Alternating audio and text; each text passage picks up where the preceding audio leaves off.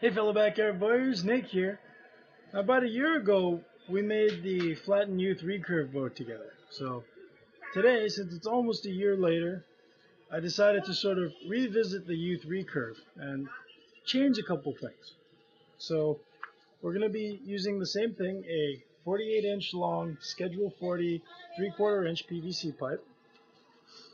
Now the only thing that we're really going to change here is we're going to reinforce the handle. I've been asked many times, wouldn't a bow get stronger if you put a pipe inside of a pipe? And you know, I usually don't like putting one pipe inside of another pipe, just because if you use two whole pipes, you're basically making two separate bows stuck together, and sure, they end up stronger, but they also end up with more weight, more mass, and it just gets more difficult to shoot these bows because you get increased hand shock, you get lower efficiency, so they can easily be outshot by lighter weight, more efficient bows. Now, one case I do like using the whole put a pipe inside of a pipe method is for reinforcing handles. So for our main pipe, you want it to be 48 inches long. You want to mark the center. And what we're going to be doing is, so that you have a better grip, you mark 2 inches up, but 3 inches down. So our top limb is going to be just a little longer than our bottom limb. Now, what you're also going to want to do is mark 6 inches from both ends. And that's where our recurves are going to go. Now you want to take a length of 1/2 inch Schedule 40 PVC pipe, cut it to 10 inches long, that's double our handle length. And we're actually going to place it inside of the pipe here.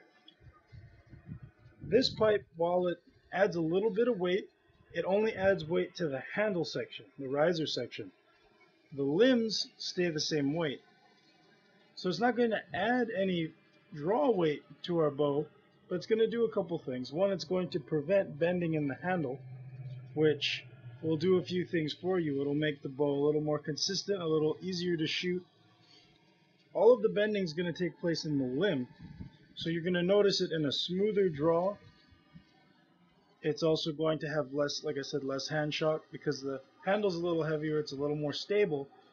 And another thing too is you have increased stability, so you can make your handle just a little thinner than you normally could, and it won't fold over from side to side. It makes it a little more stable. So what we're going to do first is we're going to actually drive this pipe into this pipe, and we're going to do that by heating. So I'm going to show you how that works. Let's go. Okay, now we're going to put this smaller pipe into this one to reinforce the handle. Now in order to do that, you're going to need to get this pipe hot enough to the point where you could actually flatten it very easily. You actually want this to be able to be flattened with really light finger pressure. In order to do that, you're going to need to get this very, very pliable.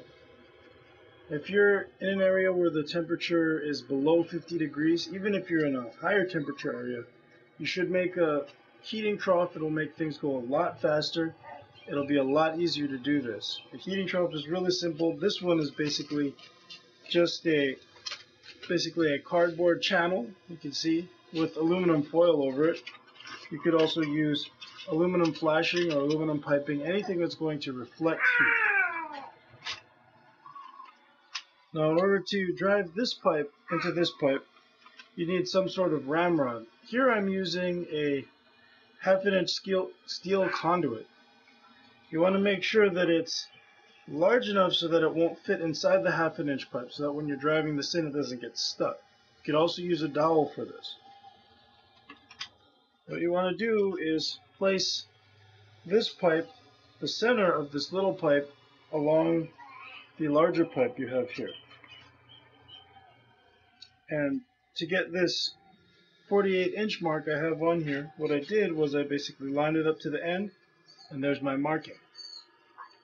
You can see, there's my mark right there.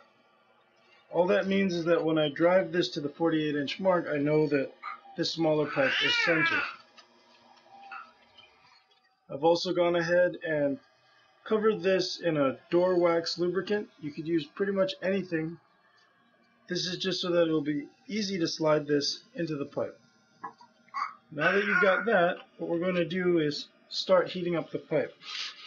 The first section you want to heat up is about 12 to 14 inches of the end. You also want to have a hot pad or gloves or something handy so that when this is ready to go, you can grab the pipe and drive the smaller pipe in. So we're going to work in 3 sections. We're going to work out here, a little further in, and then we're going to work on the handle section. So here we go. Alright, here we go.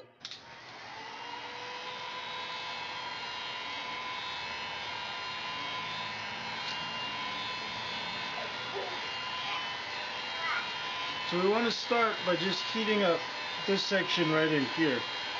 So we're going to drive the pipe up to this section, and then we're going to heat up a little bit more. It's easier if you do it in sections because you'll keep from actually deforming or tearing the pipe, which can happen if the whole thing is heated up at once.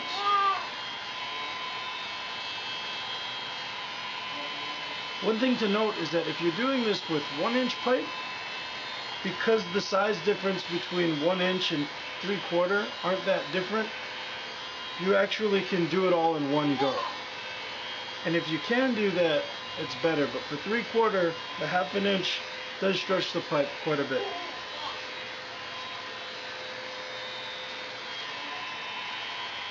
Okay, so now that it can be easily flattened with finger pressure, you take your smaller pipe and simply drive it in to the larger pipe.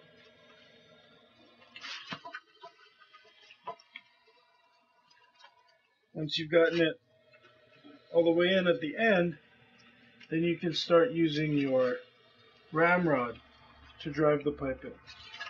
So now if you can see, it's actually stopped right there.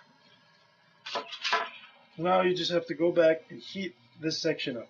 So you're going to have to briefly touch over where the pipe was and also where it's going to be going. So you want to do another approximately 12 to 14 inch section.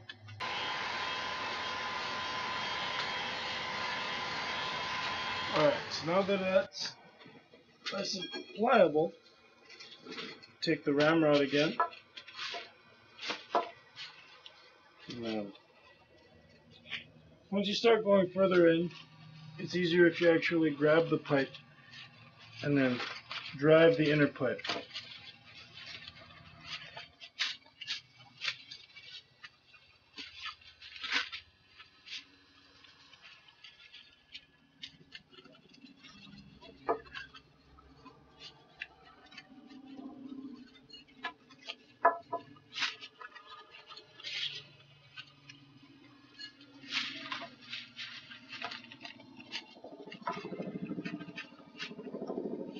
Alright, so now it's gotten to the point where it won't drive in easily.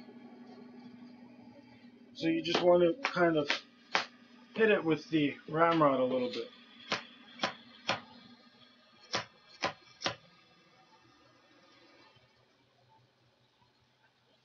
Okay. So now we've got it down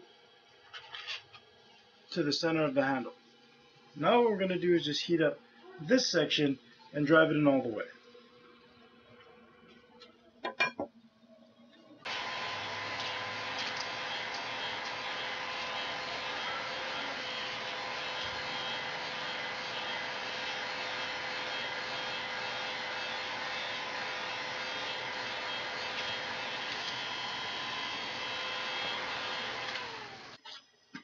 Okay. And you just go one more time.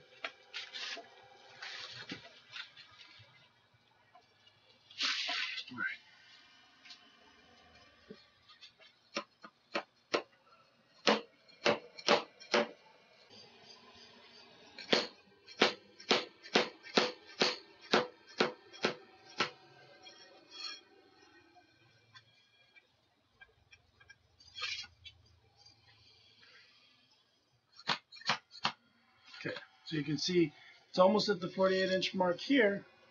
When you turn it around, it's pretty much in the same spot. Now the pipes will actually shrink and change sizes a little bit as you do this. So this is good. You just want it to be even on both sides. There you go. So there it is. You now have one pipe in the handle section of another pipe. You can actually see that the pipe goes from here to here. That's what we wanted. So now we're going to go ahead and flatten this bow out.